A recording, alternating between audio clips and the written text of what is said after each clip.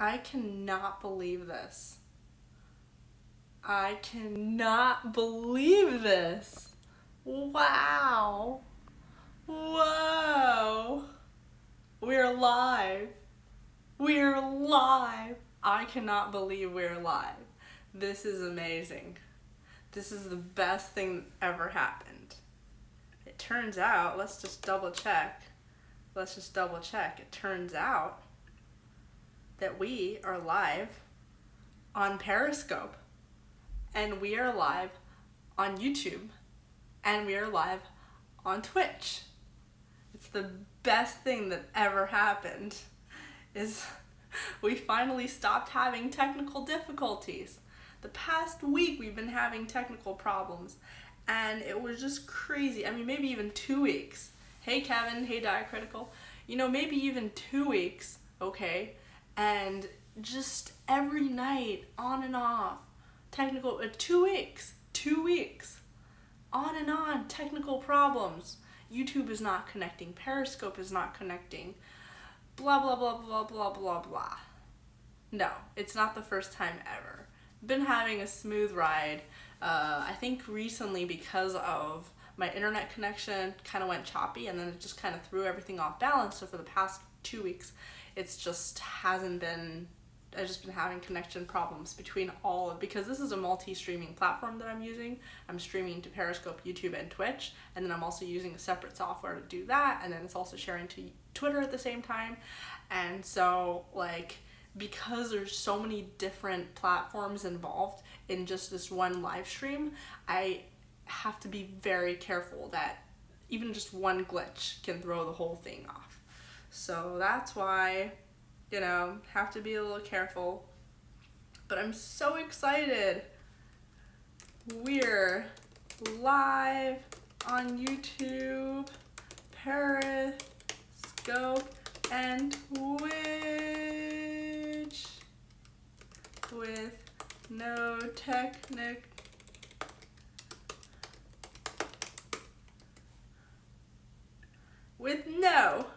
technical difficulties. Whoa.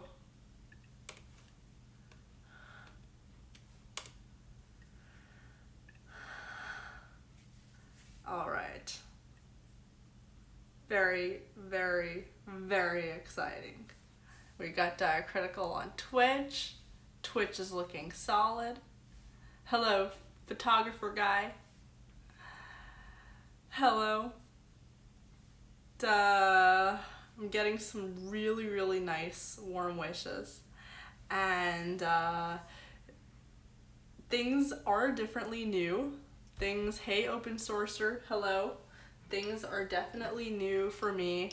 Another chapter in this crazy, crazy, crazy life, but all things that I want to be doing. So that's great. To recap, we have just been all over the place. We've been having these live streams, and then we've been having vlogs every Sunday and Wednesday around 3 p.m. You can expect a new vlog post to come out. Those vlogs are about my personal life, and so just anything in between me going to furniture store, getting furniture, setting it up. You'll see my friends in them. You'll see what did I do? I went to a conservative service at a synagogue with Steph. I went to a party with Steve Bannon with Lila. So different parts of my life. That's kind of recent. Sundays and Wednesdays, I upload them. And then recently, literally just in the past week, I started doing political satire videos. And those ones did the best, because those ones I shared on Twitter. And those are the kind of things that my Twitter audience likes. So the personal things my YouTube audience likes, because my YouTube audience is more of a community, so we're more personal. We get more in depth about our lives. But the Twitter community really liked the political stuff. And actually, I really, really was staying away from politics starting in the end of May, beginning of June, because that's when I started my new job that was in PR. I started to get away from politics. I I didn't want to be, I just felt like I was getting so much hate. I just felt like I was also in a pigeonhole with Fox. It was mostly Fox because people know Fox News. So just having worked there and having worked on one of the most notorious shows in the country, worked for Laura Ingraham, which was fine. She was fine, it wasn't a bad experience, but just having worked there became such a huge presence in my life. Anyone that I would try to, interact with, it was always just, oh yeah, you're Laura Ingram's producer, you're Laura's scriptwriter, it's your fault that she said this and this, which, no, there's a whole team, but, in fact, I don't know if it was actually pretty short, but I'm having tea with honey. But yeah, it just became everything, and I kind of feel like I came boxed in. Anytime someone would look up my profile, that's what they would see.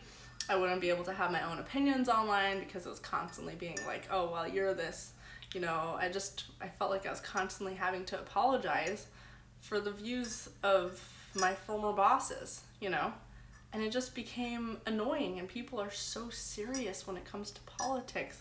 They're just, and I mean Washington politics. That's what I mean when I say politics. I mean Trump and the administration and different investigations that are happening and just very serious things, and a lot of it is real. I know people who are under investigation for the things that are for in the Trump administration and stuff like that.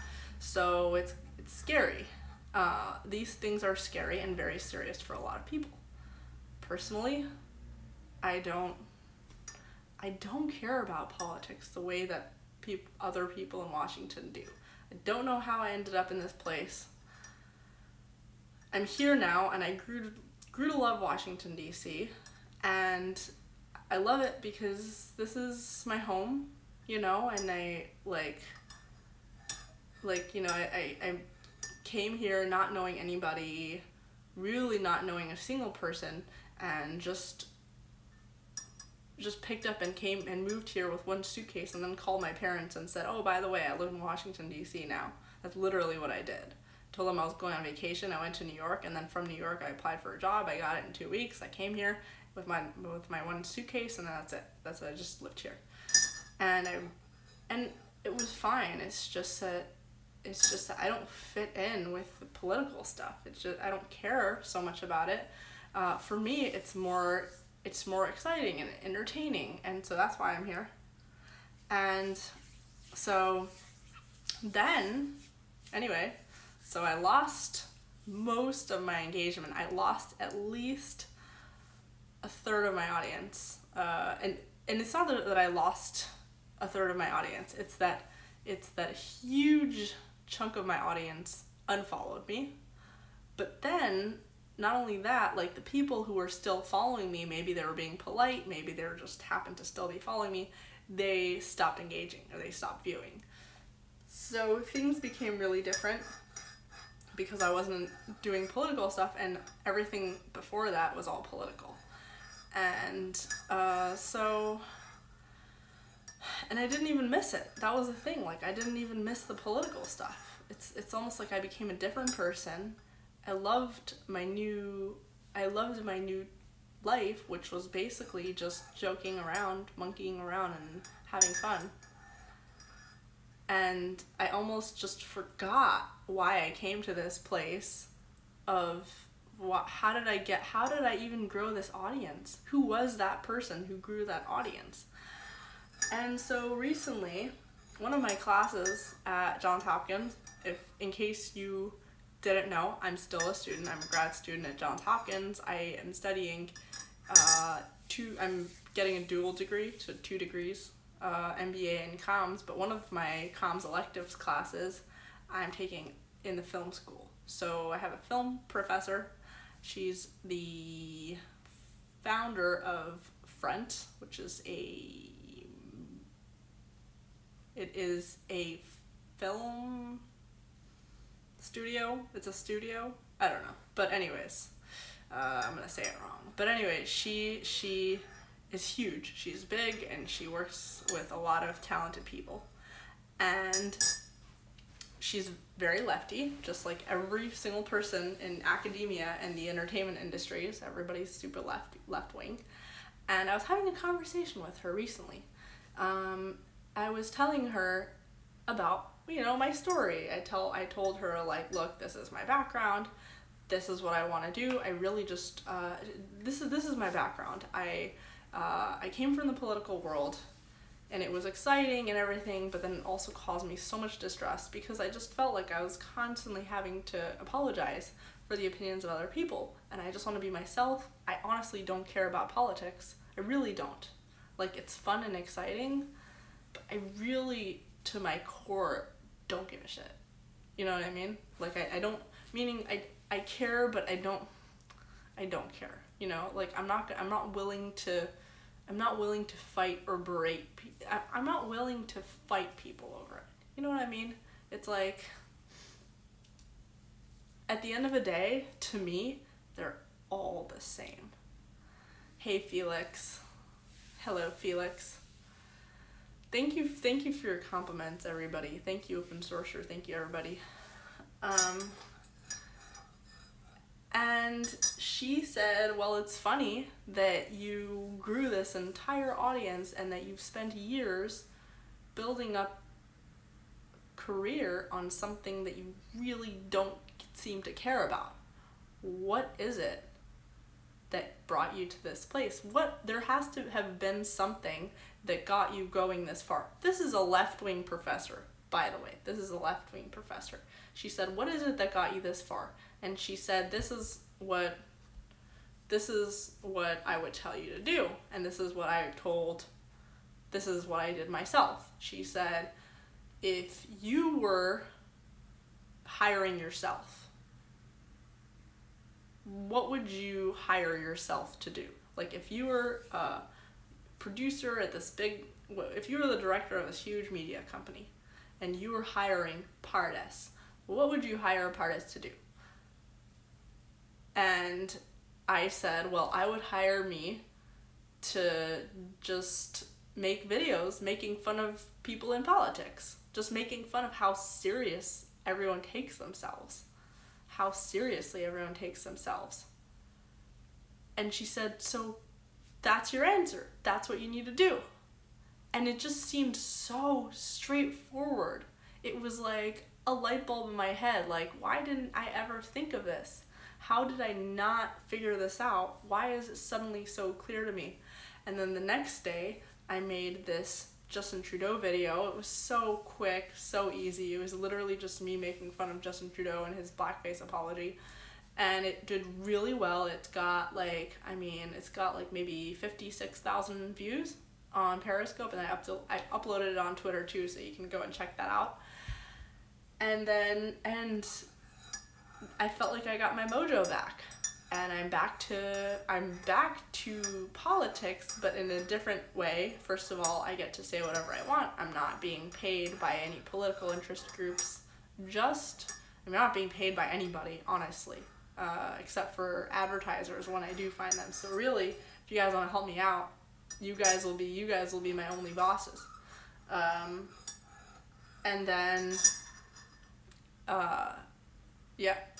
then also I can just make fun of it. I don't have to take a stand all the time. I don't have to be like, vote for this person.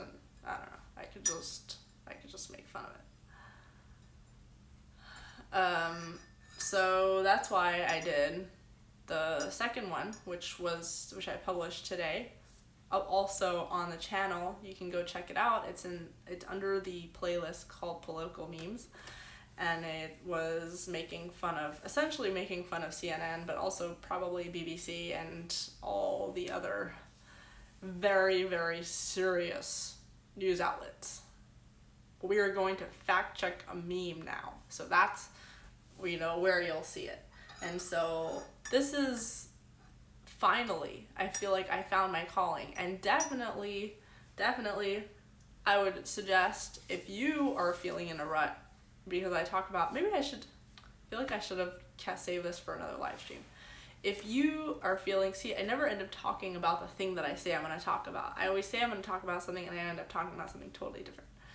If you are feeling like you're in a rut, you don't know what you're doing, you don't know who you are, what you stand for, you have to look at yourself and say, well, you have to pretend like you are hiring you and say, if I were to hire me, what would I hire me to do? And whatever that is, that's what you need to do. Because you know yourself the best, but then when you can take yourself out of yourself, you can look at yourself from an outsider's perspective and just with an unbiased lens. So Sky Queen says, who are you and what do you stand for? I am Pardes.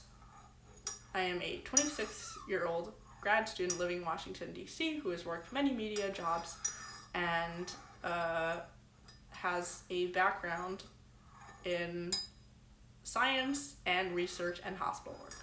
And I stand for just helping the world let loose. Helping everybody let loose a little bit. I definitely suffer from depression and anxiety and all that kind of stuff. I don't think that it's like a special thing. I think everybody that I talk to, and I don't even think I should call it like suffering from depression. It's literally just sometimes I feel down, sometimes I'm fine, sometimes I'm down. It's not even, I don't even know if I can call it that. But I think it's just a mindset thing. But, you know, when I talk to other people, I just feel like everybody has, you know, some people just have it longer periods of time, some people shorter, some people more are more sensitive. Like, everyone's different, but at the same time, we're all human, and we all, to some extent, share the same feelings. And it doesn't matter who you are, you can have different political views, you can just whatever. But at the end of the day, we could all learn to let loose a little bit. Because life is short, and the more connected we are becoming on the internet, the more isolated we become and the more stressed out we are. Alright, so Pierogi Warfare, who's on Twitch, congrats for being on Twitch, says, I'm in Austin and I would be shot than to tell my peers that I'm a Ron Paul style libertarian. Yeah, you still have to kind of, it's stupid. It's really stupid. It's really stupid that you have to hide who you are. Janine says, happy all the time is not normal. That's true. It's not normal to be happy all the time. Alex says, let loose how? Let loose by starting to see other people like humans. You know, that's why I do my vlog. It's, you know, it's like connecting to somebody as a human instead of like a political talking head. And other people do vlogs too, which I highly recommend. That's what I do. I watch vlogs. I really like it because I get to see a little bit into somebody else's life and just connect with their human. So that's why I like to do that. Felix says, have you read Industrial Society and Its Future by Ted Kaczynski? It talks about why everyone is so depressed. I have not read that, but I'm definitely going to look it up. Industrial Society. So someone is asking how I make money. Ultimately, I want to make money off of you guys. That's very simplified, but ultimately I want to make money from making videos full time, and I want to be able to fundraise, fix up my Patreon. I want to make money through advertisements. That's a big one. I already started making money through advertising, but it's so much in the infancy. I mean, this is my first month that I have been not working at the PR firm full time, and I'm just freelance. So it's scary. It's really scary. And yeah, it's really scary, but I'm just pumping through it every day. The Gray says link your PayPal. Thank you so much. PayPal is actually, it's in the description. It should be in the description of the YouTube video. Let me check if it's there. Oh, whoops. I made the number wrong. The number on YouTube. Wow, this is, okay. It's not, the PayPal is not there. Okay, so let me just link it right now. Industrial Society book, you said, right? Okay. Yeah. Why is it not there? I'm gonna connect it. I'm gonna connect it right now.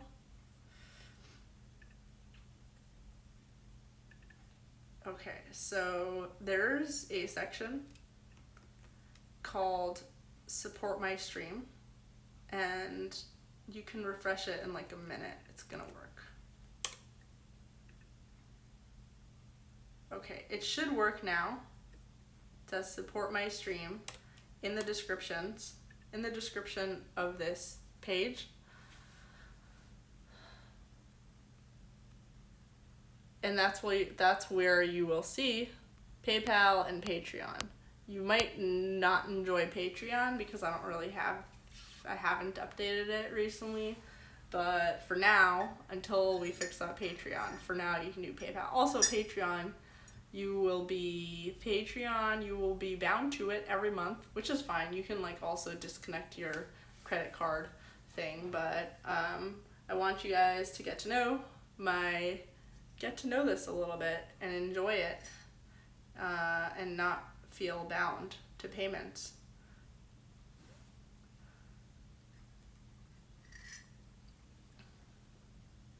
Okay. Ted was a Unabomber? Wow, Ted was a Unabomber? Interesting. JF says all these podcasts on Patreon, alternate free episodes with paywall episodes. Seem to work, get used to listening, want to keep up by paying. See, that's what I think. So someone actually suggested, why do you do these live streams for free? You should charge for people. You should like have your videos and then for the live streams have it like private. But I don't know, if I'm making content, I don't want to make it just for a few people. You know what I mean? Like, anyway, the people on YouTube, whoever's coming on YouTube, whoever's coming on YouTube specifically, or Twitch, whoever's coming to watch it is already a special group. You know what I mean? Like, why would I want to make it even more exclusive? Maybe, now that I think about it, when it gets too big, then maybe, but I don't know.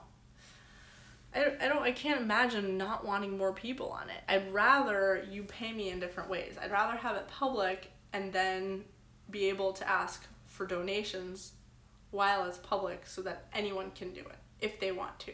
So you can donate if you want to. You don't have to, but you can donate if you want to, and you'd actually be helping me very much. You'd be helping me like literally support myself. But I still want everybody to be able to have access. So that's what my problem has been with Patreon, is I don't really know how to divide it, because it's like, I don't want to make my content exclusive, but maybe I can do other things exclusive, which I have to figure out what to do. But I'd rather just people pay me on PayPal, because then I don't feel like bound to do something that I won't be doing for anybody else. You know what I mean? Adam says, did your parents cut you off? No, I'm 26, so I'm 26, so I've been working for myself. But Gideon says Patreon is usually used to sell extra stuff. Have PayPal and Primo stuff. Gideon says maybe bloopers on Patreon might be an easy way to start. Super Stud says, okay, let me see. Someone said something interesting earlier. Level Up says the live chat stuff. How long do you plan on doing it on this channel? Why I ask? Oops. Why I ask is for the channel to grow. I believe if someone finds you on here, navigating your channel will be slightly confusing. Yeah, that's a concern that I was thinking about as well. I was thinking about it. What am I gonna do when this becomes bigger? People go through my channel and they're like, there's so much to take in. There's these live streams, there is these political vlogs or these random personal vlogs. How do I separate between them? They're just like a bunch of random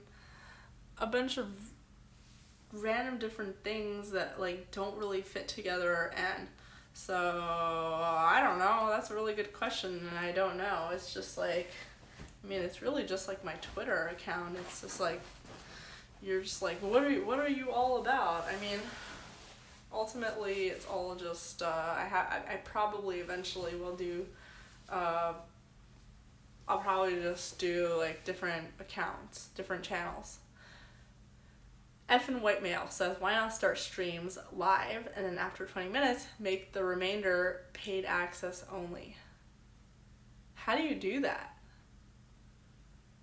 I don't know.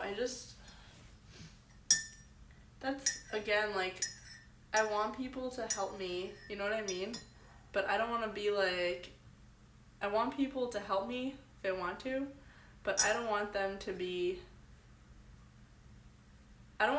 paying so that they can watch the streams. I want them to be paying so they can help me. You know what I mean? Like, I don't want my content to only be accessible to some people, because a lot of people can't afford it.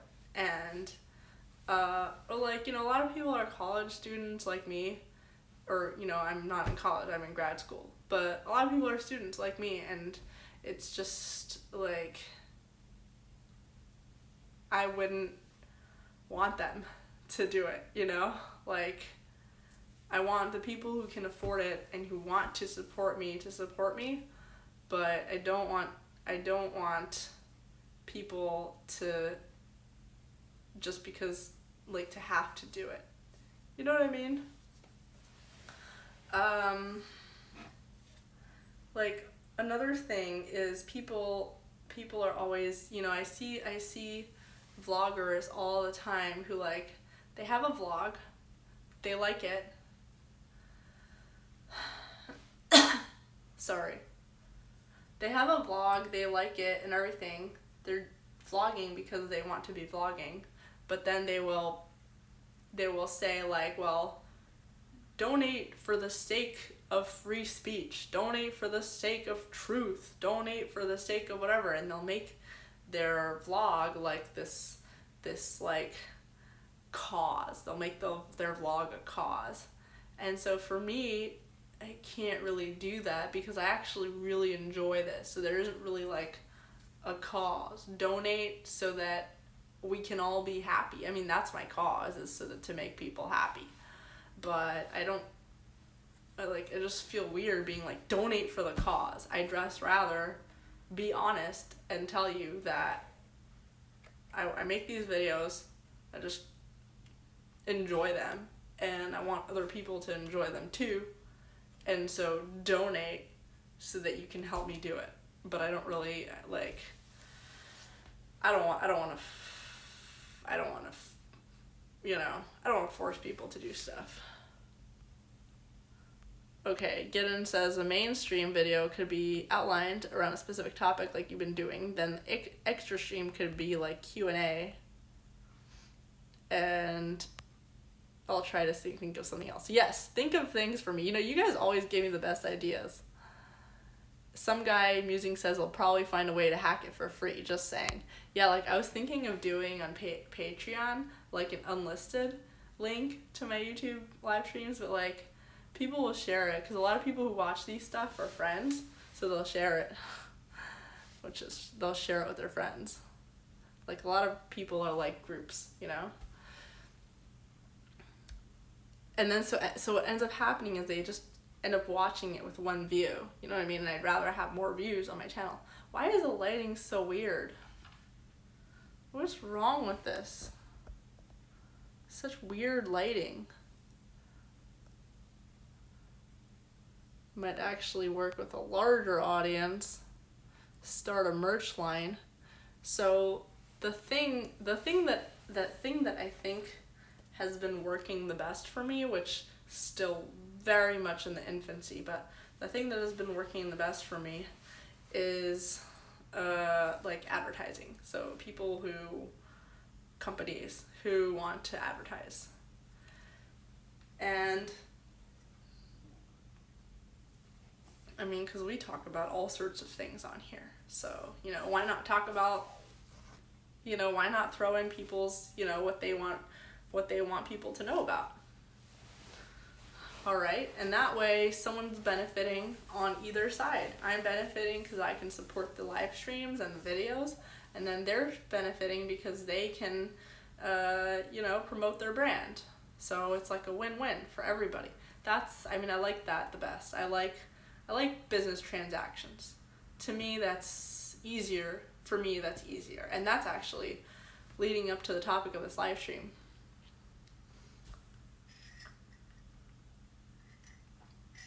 You see what this says?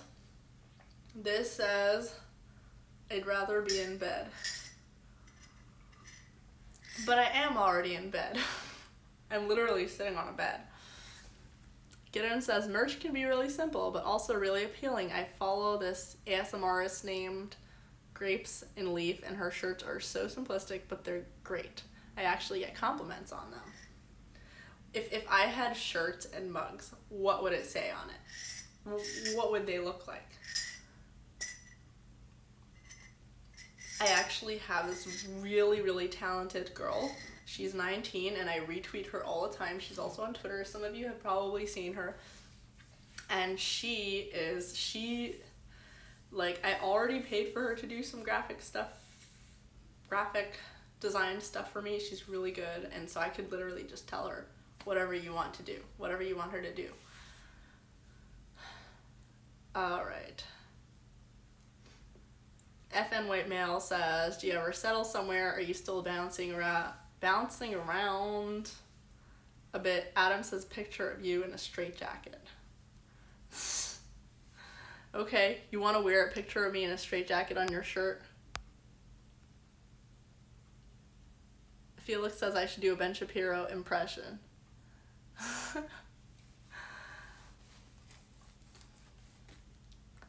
Shirts to mugs.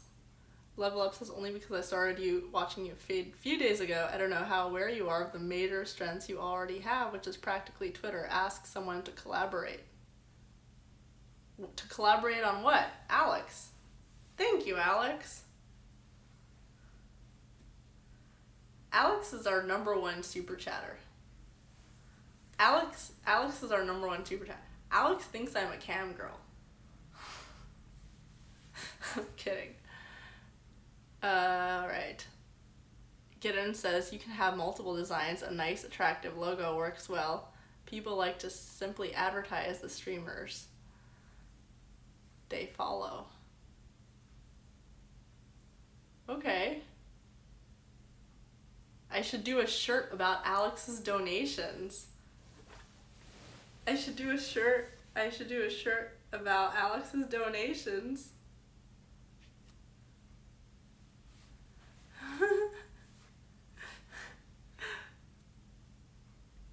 That's great. That's great.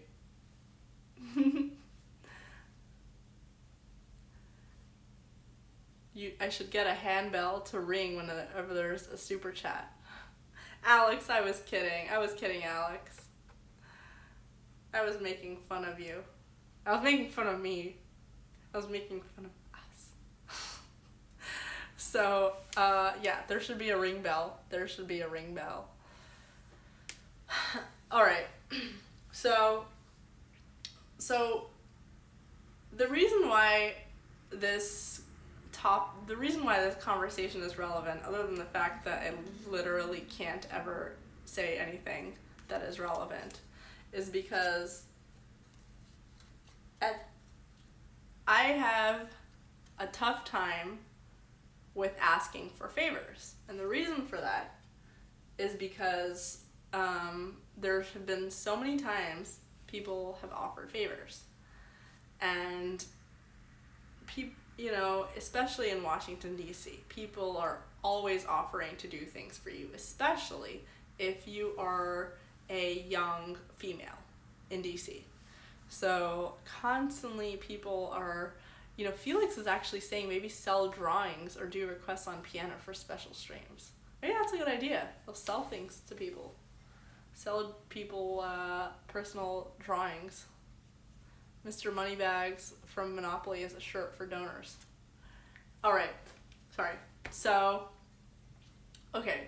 people in Washington, D.C. always do favors for you. And it's very common. And some people will do them in good faith. They will literally just be honest and like, okay, I like you, you're a good person, and no strings attached. Here's something I'm gonna do for you. Or we're friends, so since we're friends, I want you to be happy. And I want this for you. It makes me feel good that you feel good, or that things are going well for you. Or they'll be upfront about what they're getting out of it. Okay. One second. Oh my gosh. Alright. I'm staring at your comments. That's the thing about these live streams getting bigger, is that the comments are harder to keep up with. It's the comments are tougher to keep up with. That's why I know Alex's name a lot, because if Alex sends a super chat, I see his name, because it's also in the software that I use, it shows his name. And so other people, I have to look at the whatever, but it's fine now. It's fine. I could still keep up with it. I can still keep up with the comments. But anyways, people will offer favors, and some people really genuinely. All right. Okay. All right. So I'm getting distracted by the comments again. One second. Do you guys hear that? Is it really loud? It's my AC. Just turned on again. One second. I'm gonna go turn off the AC. I'm gonna turn off the AC.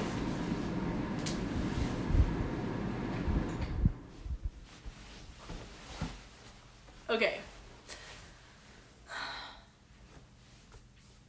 Alright, so there are people who be really straightforward about it. I'm trying to make friends in DC. I need allies. You're a good person, I think, to be allies with. If you're a good connection to have, whatever. Let's be friends, or I don't know. Just older people are great, because older people who don't have anything to gain will be yeah, I know how it is. I had the same situation when I was, in your age or your stage in life, and it just makes me feel good to help you with this. And I can understand that, because I know, I'll look at people who just moved to DC, who are around my age group, and they just moved to DC, and I'm just oh my gosh, let me help you with everything. Let me tell you everything that I had to experience when I first moved here, because it makes me feel good, because it's almost like I am making up for all the shit that happened. But then there's a class of people who seemingly will just offer you the world, and they will not expect anything in return. They will be like, here's everything, and not expect anything in return.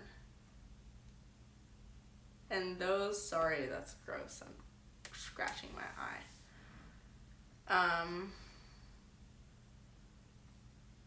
Those people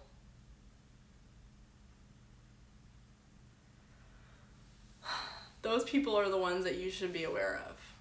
If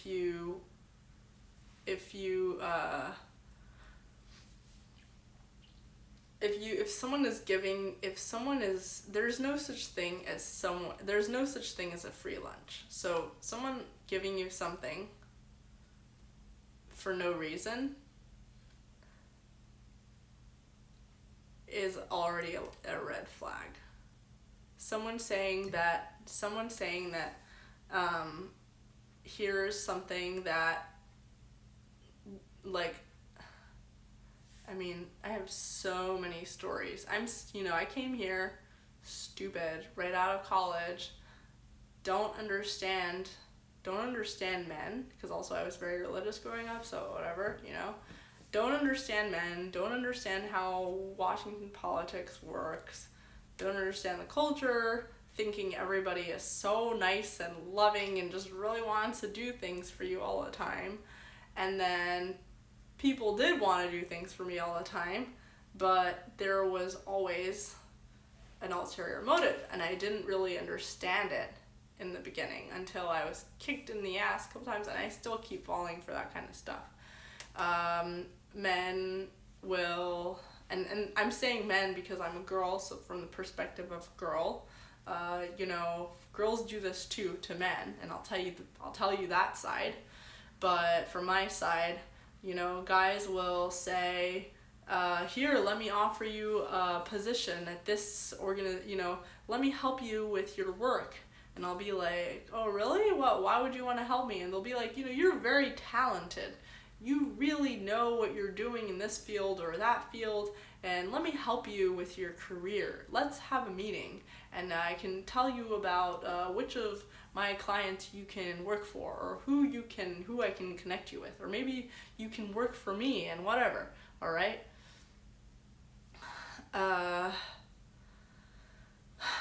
And I'll be like, oh, okay, yeah, sure, like, let's meet up. By the way, I can't even count how many times this has happened. Like, I avoid meeting with men at this point. Like, if a guy says, let's have a meeting, I'll be like, okay, my friend's coming too. Like, and I'm still really bad at it, but it's just, there was no such thing as a guy wanting your service if you're a girl. There's plenty of men that they will, there's plenty of men that they would rather use for their services than girls. Like, if you're a girl in Washington, D.C., there are plenty of men. There are a lot of men in Washington, D.C., and they're very skilled, very smart men, very educated. There are plenty of men that they would rather hire or use for their skills than before they will use a girl for their skills, which is crazy, but it's the truth. So if a guy is telling me that he is so enamored by my skills and all that stuff, and that I'm the only person who can do what he needs to get done right now, I would be very skeptical, because every single time, most times, almost every single time, there is always some strings attached. Men they're not just like, out of the goodness of their heart. There are some men who will, there are some men who will, and they're amazing. I mean, there have been amazing, amazing, amazing men in my life. But it's very hard. It's very hard for that dynamic to happen. Some guy musing says, isn't it strange to ask supporters for donation but no belief in altruism? I do believe strongly in altruism, but when people support over the internet, I think that is very different, because I have no obligation to people on the internet. So really, when they do it, they're literally just doing it because they're literally just doing it, not expecting anything in return.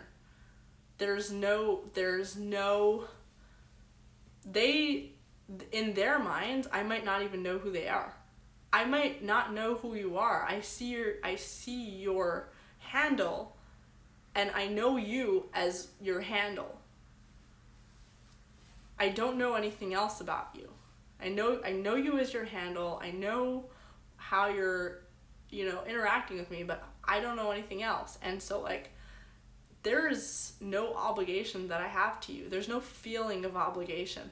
I don't feel like I have to do something for you or whatever. I don't feel that there's an expectation. So like when someone donates over the internet, for me, it's like the easiest. It's like, it's the least, it's the most trustworthy to me.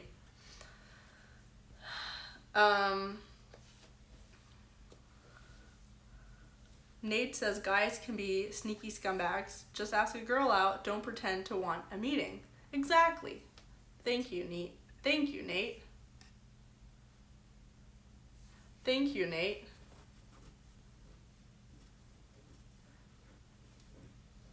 Oliver, you don't have to delete your videos. You don't have to delete your videos. You can, I have so many videos up, and all my videos, my feelings and opinions change all the time. It's just be yourself. So this is what very frequently, this is just what constantly happens. I will upfront make it clear to these guys that I literally, like, if I have any feeling that the guy wants to do the meeting for the purpose of dating, like the meeting is really just a date, I will say up front, is this a date? Because I won't always say it up front, because I won't get it right away. So, like, as soon as I start to have that feeling that this person thinks that this is actually a date, then I will be like, I don't want to be hooking up with you. I don't want to be dating you. I just, I'll say it in a polite way. Because if someone is telling me that they want to help me with something, then that's what I'm expecting, for them to help me with something. I'm not...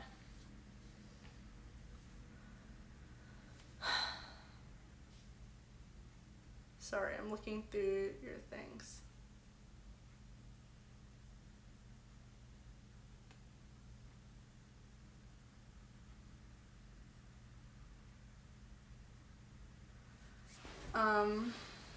If like you move to DC and you actually really need help, like I really, really, really needed help. I came here, I had so many ups and downs, just so much, just alone and scared all the time, and like broke all the time, and really didn't know anybody, and I really needed help. And then like these men would come in as oh, like, I'm rich, I have this, I have that, here, let me help you with this, and it's just like, you're just like, really, like, you want to help me with this, like, for real? And they would be like, of course, it's so easy for me, or I would love to, it's no big deal, whatever. And then, of course, the moment comes when they reach in your pants, or they take you in a dinner and they don't want to talk about anything that has to do with work. They're literally just talking about anything but what they promised. And it's just totally, it's just a lie. It's a total lie. And they're doing all these kind things for you, so you feel bad to say anything that is, like, you feel bad to diss their help. You know what I mean? But at the same time, you're just like, this is not what I signed up for. Like, I thought you were gonna help me, you know? And you can't, because you're just like, well, you feel bad because you're just like, well, I shouldn't have expected this in the first place. Why would someone do all this stuff for me for free? And then they insist that, no, I really want to be doing this for you. So you're just like, okay. And it just keeps happening, and it's like, it's just very frustrating. And that's why I avoid it. Alex says, this is what guys do. Am I doing it wrong? I just ask girls if they want to hang. And a lot of guys do that. A lot of guys are very just straightforward. They're just like, let's hang out. And you know what? It really depends on the girl. But you don't want a girl to, people who will trick girls into going out with them really have no self-confidence. You need a level of self-confidence to be able to ask a girl out without trying to use some kind of incentive. Like, you ask a girl out and think to yourself, I'm good enough. Like, I'm good enough. I don't need to, like, dangle this prize in front of her face. Here, if you go out with me, then you'll have this thing. If you go out with me, then here, like, I have a bracelet and I'll give it to you. No strings attached. You don't have to go out with me, but here's a car for you. Let me give you a car. Someone actually did give me a car. I'm not kidding. So here's this thing, okay, for you, and you don't have to. But there's always an ulterior motive. And I'm saying this from a girl's side, but girls do this to men all the time, okay? It's not only men, it's not only women, okay? Drugging and robbing. All right. Some guy musing says, have you tried networking with other prominent DCers on Twitter? Yes. Men do things for me all the time.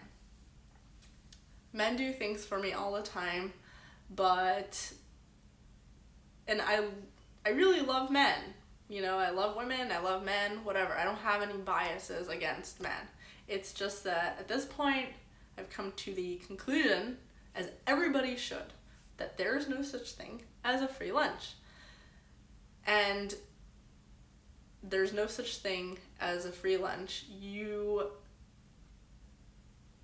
have to really, really trust somebody before you accept a favor for them. There's no such thing as just like a favor. You have to really trust them, get to know them. A girl who is, be wary of women who are very, very, just be wary of people. You know what I mean?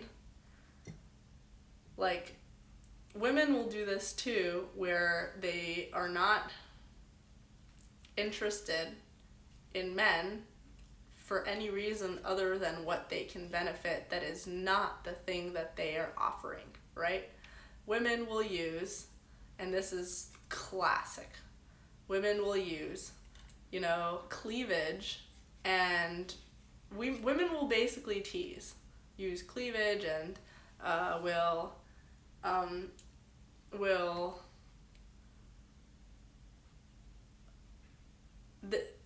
go out with you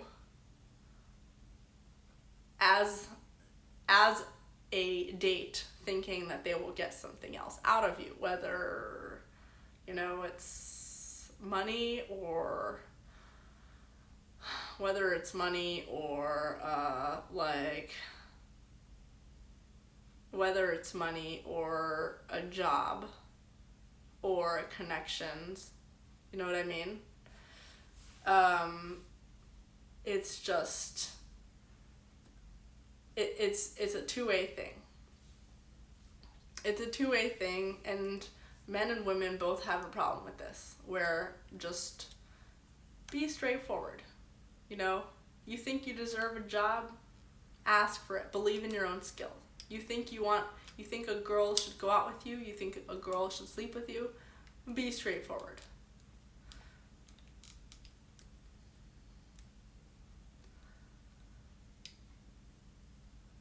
All right. Be straightforward, because like, I don't know. I still have a relationship with, it's very easy to be straightforward. You know, one of my favorite people that I ever dated was very straightforward, and actually I'm still in touch with him.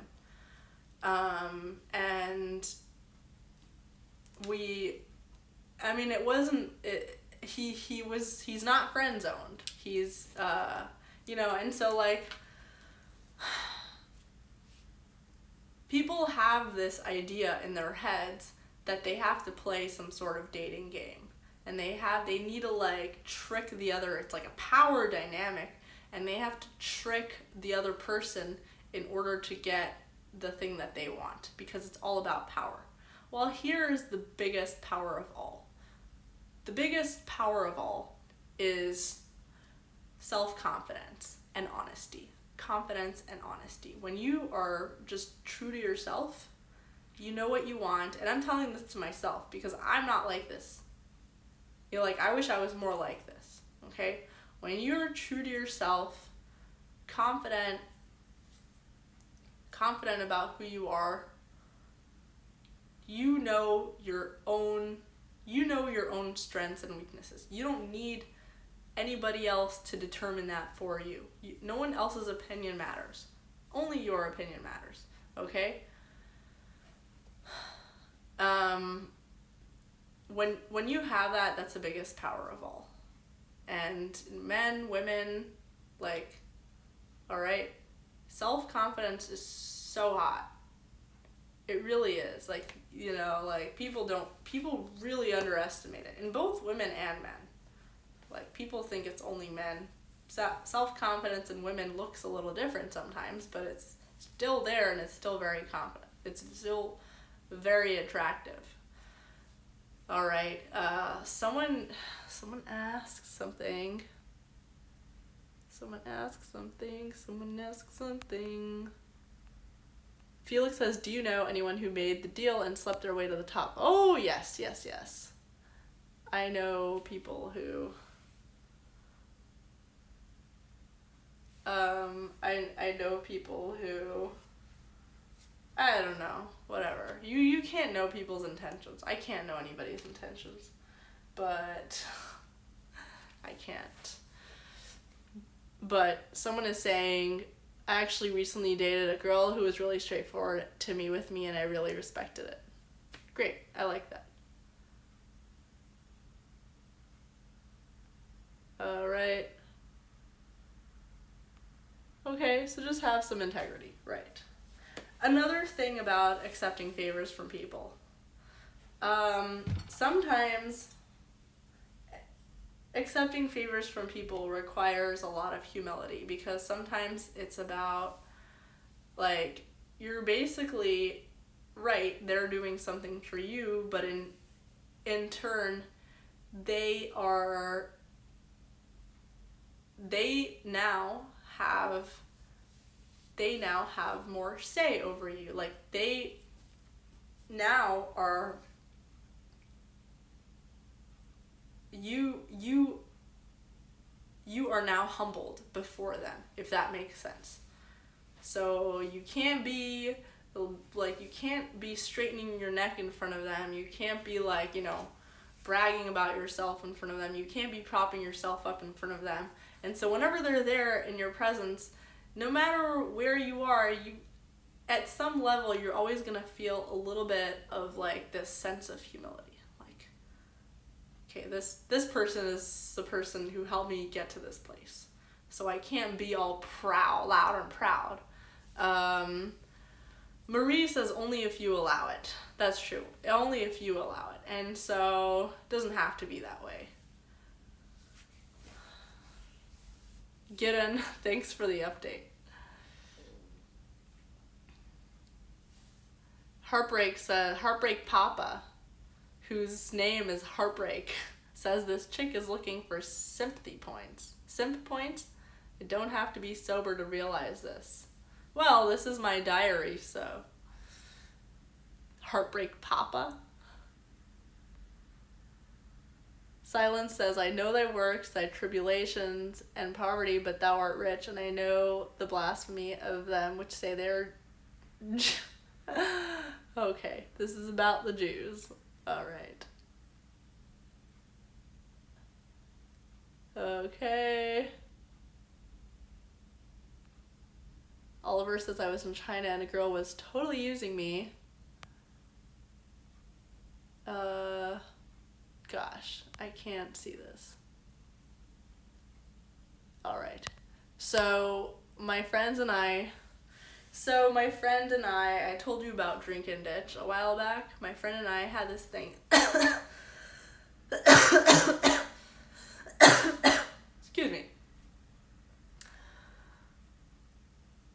My friend and I, we would go out to bars and we would do this thing called Drink and Ditch. We would basically, it was like a game, and we would go and talk to guys and like just total strangers and like pretend to be all really into them, and then they would buy us drinks and then we would drink and then we'd be like, oh, we have to go outside for a little bit, and then we would ditch. It was literally just because we were just moved to DC, we were like broke, we were having like just really bad paying jobs, and we just wanted people to buy us drinks and not have to pay for them. So we basically just drink and ditch. And so that is one way that we women will take advantage of the system. That is very small. Like, I don't even feel bad about that, because it's like you have to be stupid to just, if you can afford it, then whatever, you're taking your chances, you know, maybe the girl will be interested and stay, maybe she's just gonna drink and ditch. But like, it's kind of fair game in my view. We would just, you know, it's like you just met this person, so you can't really expect anything up front. All right.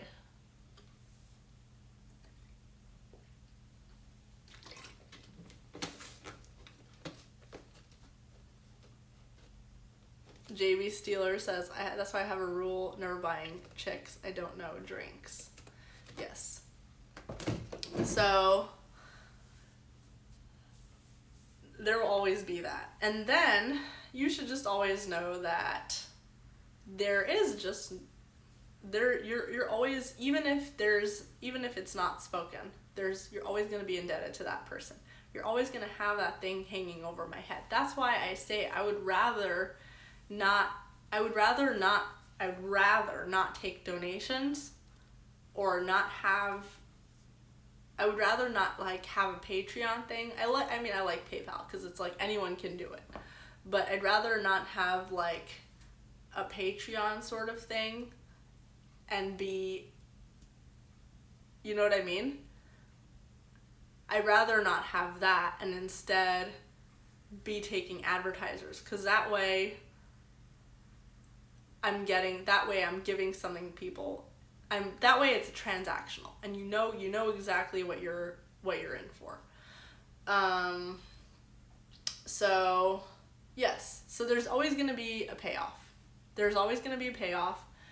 And you're always going to be losing something in turn, whether or not you realize it. So you'd rather realize it up front, okay? Some guy musing says, what's wrong with guys buying drinks? If you hit it off, that's great. If not, then whatever. Nothing wrong with it. It's just that, especially girls, I don't know, you just always feel like you owe something. You know what I mean? And so you're likely gonna do things that you don't really want to do, just because you're trying to be polite, or you just feel indebted. That's me. Okay. I don't like to feel indebted to do things. Like, I would want people to do favors for me and help me out, but I don't want to be indebted to them. I would do things for you back if I feel like it and I like to, but oftentimes, especially in the world of politics, you scratch my back, I'll scratch yours. That's how the saying goes. It's not just, I'll scratch your back. It's like, there's a payoff, whether it's spoken or not spoken. No one really gives a shit about you. Okay?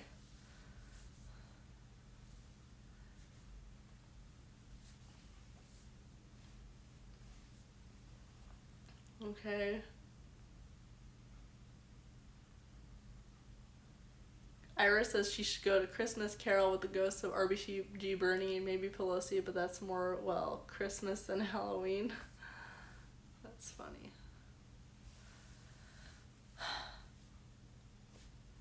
DC is a little bit toxic, yes. And a lot of people, it's like, it is kind of unfair to say this about men and women, because most men and women in the country are not like this. This is probably very notoriously a DC thing. And people say that it's like a stereotype, but it is actually real. Stereotypes exist for a reason. This is very much a Washington, DC thing. I see it all the time. I experience it myself all the time. It's a very transient city. People really don't care about each other. People don't give a shit.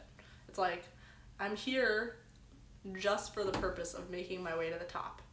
I'm here just for the purpose of getting a job and becoming powerful and rich and pursuing my career. You're away from your family, you get lonely, everybody's sleeping with each other. Men are very easy to manipulate also. Women are very easy to take advantage of. Men are very easy to manipulate. You can use it to your advantage and get men to do favors for you. But you're likely gonna have to sleep with them. So there's that payoff, especially if, you're not. It's pretty much prostitution. Alright? It's really hard. Yeah. I just try to stay away from it. And you don't have to do anything you don't want to do. You don't have to give a girl anything you don't want to give. You don't have to sleep with anybody you don't want to sleep with. But there's a pressure, and it's just like, it like kind of nags at you, and I don't like it. Alright. Some guy musing says, if you're hoping to live based off online content, why stay there? Because there's actually a lot that I can benefit from being here. For me, so I just want to advertise for people, right? So, ultimately, I do PR right now, PR work. PR is fine, I like PR, but ultimately just advertising is what I want to do. And there's a lot here. There's a lot in Washington, D.C. for that. I'm also in school, by the way. I'm at Hopkins, which I can take classes online, but a lot of my classes I don't want to take online. They're great in person. And so,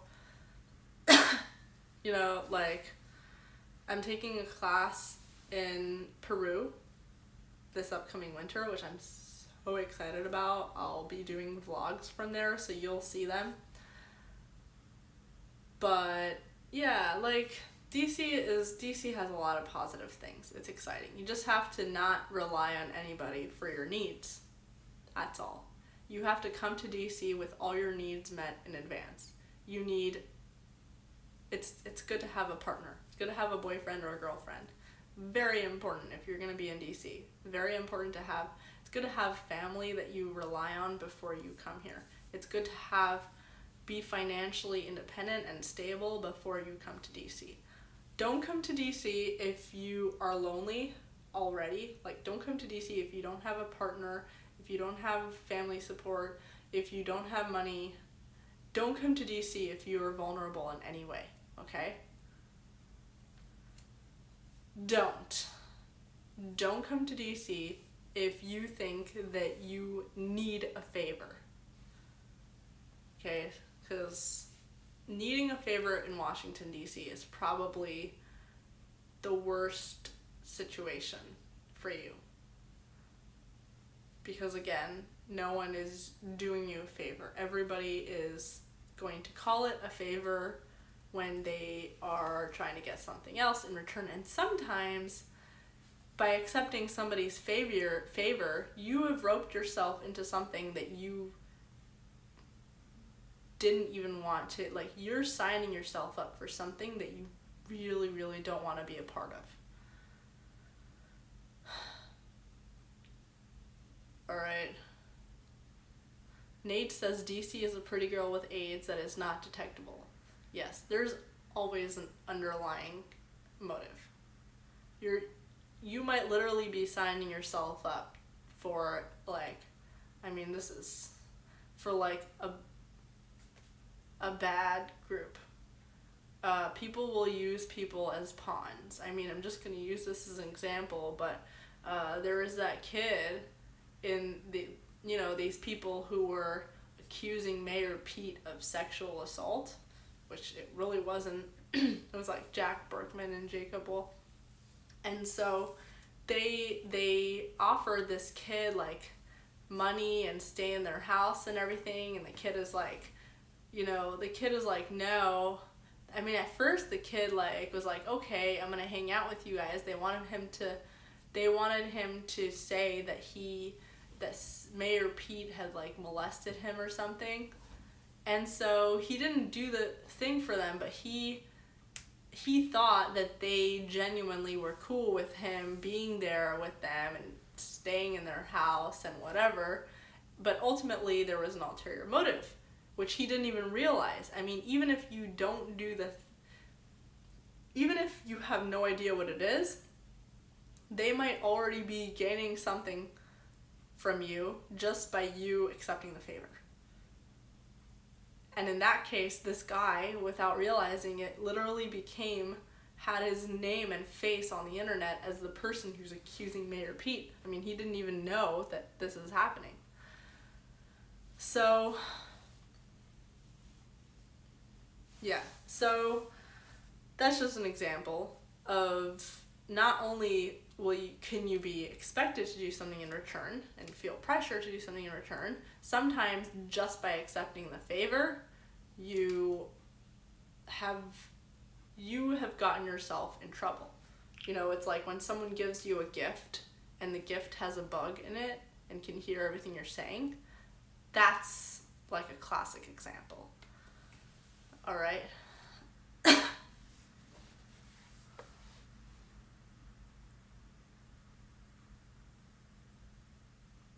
Oliver says, what's the goal? Seems like fakeness because there's no way Pete could ever win the primary, so I don't see actual intelligent Republicans doing that. You're right. I think these people just wanted publicity for themselves. I don't know. They just wanted, I don't know what they get some sort of benefit. All right.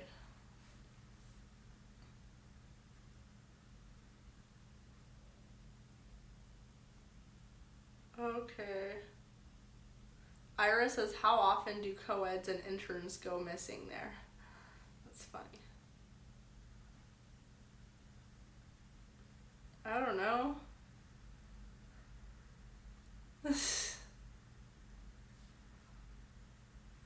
I feel bad for people who come here. I mean, this is the same thing. Like, people who come here when they are not already financially stable,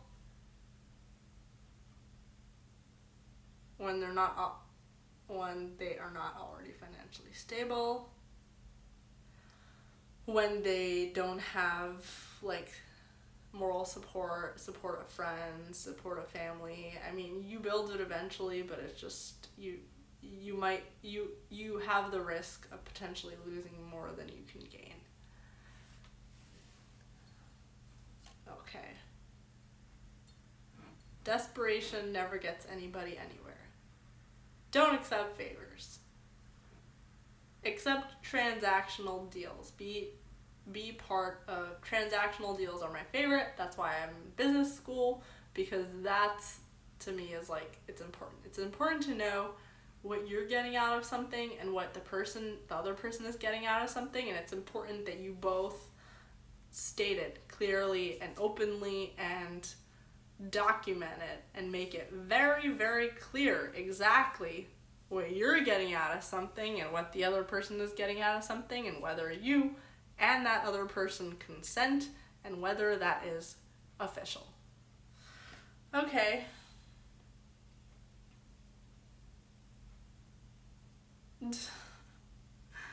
Your comments. Okay.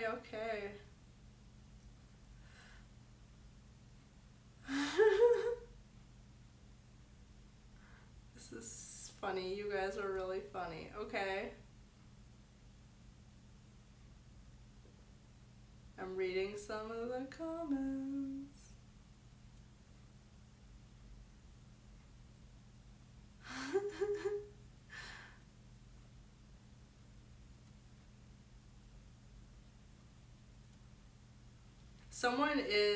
People are saying that there's cocaine in Peru.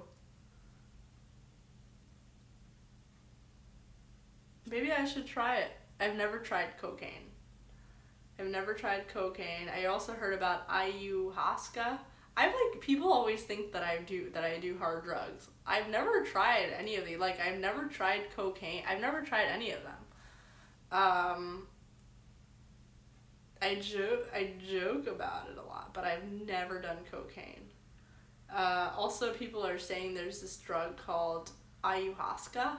My friend was telling me about it. It sounds amazing. It's like a bunch of people sit around in a circle, and they do it in Peru.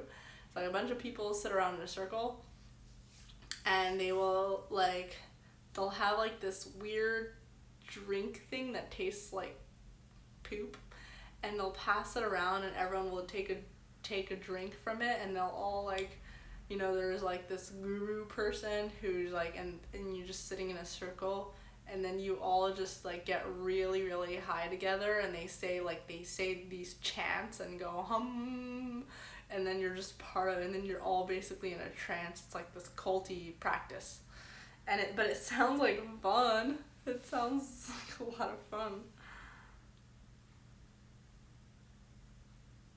Shrooms in a blanket. Take a coke leaf and wrap it around the shroom.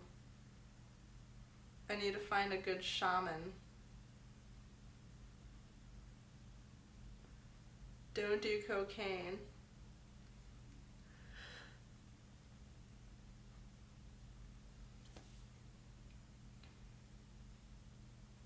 Alex says, please be careful doing Aya and find a group and shaman you can trust. Okay. Thanks for the heads up. Maybe I'll just do it with a group. Like, cause I'll be in school, right? I'll be in some Peruvian university in Lima. So maybe if I have other students who will be staying after classes, I will do it with other students. And that way, yes. Sophie says, ayahuasca is nuts. Do it. I did it in a tent up near the Lebanese border with the IDF artillery exercises booming in the background. Oh my gosh. That sounds like fun. I didn't even know they did that in Israel. I lived in Israel for a year, and I didn't even know that they had that.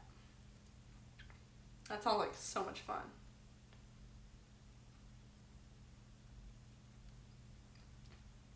Fardy says, I don't have a life. Fardy, you can. That's really easier said than done. It's really hard. You just have to I feel like you just have to, I don't know, it's really hard. It's really easier said than done. I don't know. I don't even know what to say to that. Just, you have to just, maybe just little by little find the little bits and moments of your time and let go during those moments and just do whatever makes you happy in those moments that you have free. And just keep doing it until you have more time and more time and more time, and just let yourself naturally flow to the things that you want to be doing. And once you allow yourself to be free and flow to the things that you naturally want to be doing, everything else kind of falls into place, because we are, as humans, drawn to productivity. So when you allow when you allow yourself to naturally be drawn to be doing the things that you want to be doing, you will be able to start producing in those areas that you're meant to produce in, instead of forcing yourself to do something that you don't want to do, which can work, but then sometimes it won't work, because then you're forcing yourself to be doing something you don't want to do. You don't end up doing as good of a job.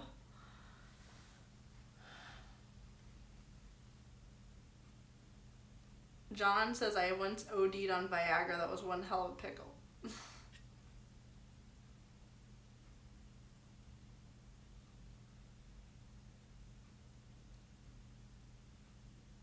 You can't, Nate says ayahuasca, Nate and Diacritical actually mentioned too. You throw up on ayahuasca. Ayahuasca makes you throw up. John says, what are you talking about? Shut up already and snort a rail. You can't get high in Israel. You can go to jail in Israel for smoking weed. People don't realize it. Americans go there and smoke weed and they get put in jail.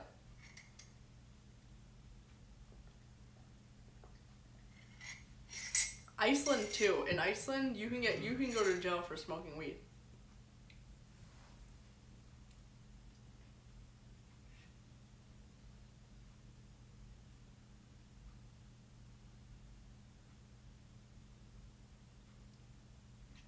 Saffron says trying drugs at over the age of 25 is stupid.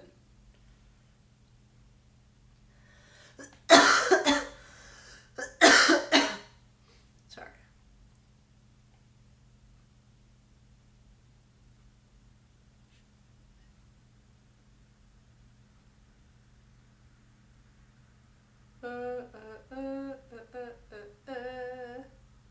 Richard says, I start with an apple in hand to Johnny Apple while he ran.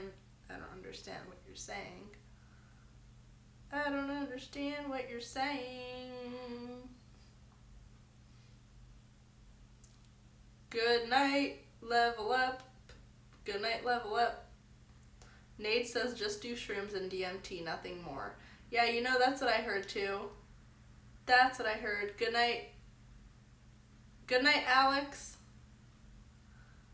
No, Alex is staying. Okay, so my friends, I spoke to some of my friends who do hardcore drugs. They say, whatever you do, don't do heroin. Good night, level up. Everyone say good night to level up. Diacritical says, I'm gonna try MJ when I retire. Marijuana? Marijuana's, yeah, so the least addictive from all the drugs are shrooms and basically psychedelics. Shrooms, LSD, DMT, what was it? MDMA? Does that make sense? Shrooms at the top. Shrooms is the least, all psychedelics are not addictive. So psychedelics are just the least harmful. And in fact, people will encourage psychedelics in college, my friends and I, my classmates and I, we worked on a project. We made this website encouraging psychedelics for cancer patients because it actually really helps. People with pain, people with severe pain, it's not addictive. It's safer than morphine. You know, like morphine is addictive, Vicodin is addictive. But psychedelics are not. Psychedelics are just, it's like a healthy, in many ways, natural way of, you know, like dealing with pain. And it can be a very spiritual experience for a lot of people. Like very self-discovery, whatever. So psychedelics at the top. Then marijuana. You can't really get addicted to marijuana. I mean, you can become a pothead, but you're not like biologically addicted to it. It's more of like a lifestyle. You become addicted to the lifestyle, which is also, it's an addiction, but it's not really an addiction to marijuana, if that makes sense. So there's that. And then after that, everything else is, from what I understand, is just garbage. Like, my friend Oliver says, I feel like I'm not even trolling anymore. I'm just watching a random cam girl here. Time to admit it and move on to other things. No! Oliver, don't move on from me. Oliver, don't move on. Stay here. You can troll me. Just troll me. It's fine. You can just stay. Some guy musing says, addicted to the escape from stress, basically. Alright, so basically, talking to my friends who do hard drugs, this is what they say. Heroin is the worst. Don't do heroin. Heroin is like the absolute worst. Then like meth and Molly and ecstasy and cocaine and all that shit. So cocaine is like the next really popular drug in DC after weed. I don't even know, maybe, yeah. Cocaine is really popular in DC and I've never actually tried it. I actually don't want to try it because they also say don't try cocaine because once you do it, there's no going back. JF says fentanyl is the worst. Pierre Rogi says I got addicted to Vicodin and moved to heroin. I would highly advise you to avoid opiates. Thank you, Pierogi. Are you still addicted to heroin? You should watch this girl, Taylor Nicole Dean. She talks about addiction a lot, and she's been clean for like 2 or 3 months, and she's really interesting. Oliver says, in fairness though, guys who listen to you talk for hours. Oliver, you're watching me talk. See, this is why I started doing this, because I was watching people talk for hours. I was watching other people live streaming, and that's why I started doing it, because I enjoyed it.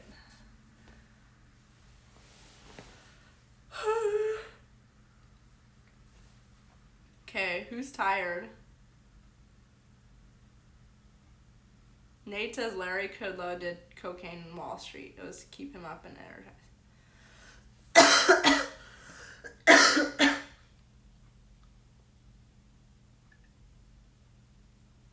Okay.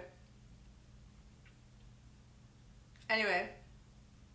Any other question? Ira says, Pardes, do you know that 3 of us were in the same stream earlier today? What does that mean? 3 of us were in the same stream? Oh, were we watching Ford Fisher's thing? Ford Fisher was covering Jacob Wall and Jack Berkman. Alex! Thank you, Alex. Alex says, much love, Pardes. Much love, chat. Thank you, Alex. Alex, thank you. Pierogi says, I'm going to bed. Good night. Ira says, me, Alex, and Oliver were in the stream, not Ford. Ira and Alex and Oliver were in the same stream. Pardes says I should marry Alex. I don't even know where Alex lives. Good night, Diacritical. Alright. Okay. Alright, everybody. Hope you enjoyed. Have a wonderful evening. If you are on Periscope, you should move over to YouTube and subscribe to my YouTube channel. If you're watching on YouTube and you have not subscribed yet, definitely subscribe and like this video. And you should also go on my page, on my YouTube page, and check out all my other videos. It's still new. I only really just discovered how to start using YouTube and all these softwares a couple months ago. It's been going well for someone of my skill, and I've been enjoying it. I hope you enjoy it, and definitely feel free to send me, my DMs are open on Twitter. Feel free to DM me, send me your ideas, and also even in the comments of the videos, just anywhere that I read all of it, even if I don't respond. Just comment what you want to see more of, what did you think, what you think I could talk about more, what you want to, what can change, can talk about the stuff that you hated or whatever, so yeah, and yeah, check out some of the other videos, see what you think. All right. Okay. This silence freedom.